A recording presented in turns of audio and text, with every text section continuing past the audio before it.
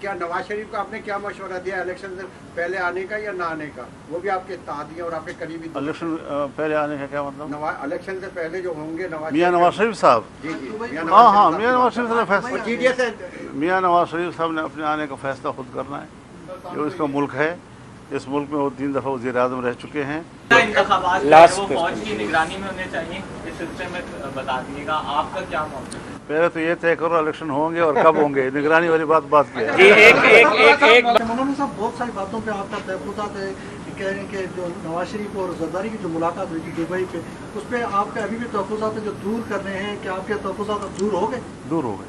अच्छा। और जहाँ तक कप्तान साहब का ताल्लुक़ है, वो किस्सा अब तमाम हो चुका है। मेरा ख्याल में उसको किसी संजीदा मजलिस में जिक्र न किया जाए तो अच्छा होगा।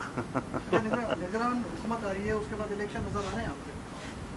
तो निगरान हुकूमत बनती ही इसीलिए है कि उसने इलेक्शन कराने हैं। तो करीब नज़र आ रहे हैं, दूर नज़र आ रहे हैं सर?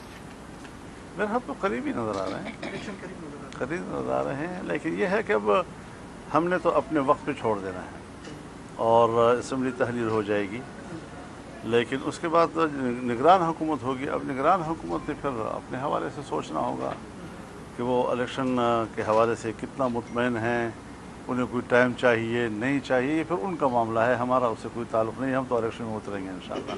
आपकी जमात आइंदा मुस्तक़बिल में क्या पीपल्स पार्टी या मुस्लिम नूर से किसी से इलाक़ करेगी, किसी के साथ मिलकर इलेक्शन लड़ेगी? सरदस्त तो हमारा उसूली फ़ैसला जो पार्टी का है वो यही है कि हम हर हल्के पे कैंडिडेट लाएंगे, लेकिन हमारे जो ज़ेली तंजीमें हैं अज़ला की सतह पे, वो लोकल लेवल की एडजस्टमेंट कर सकेंगी जहाँ उनको कोई फ़ायदा नज़र आएगा इंशाअल्लाह।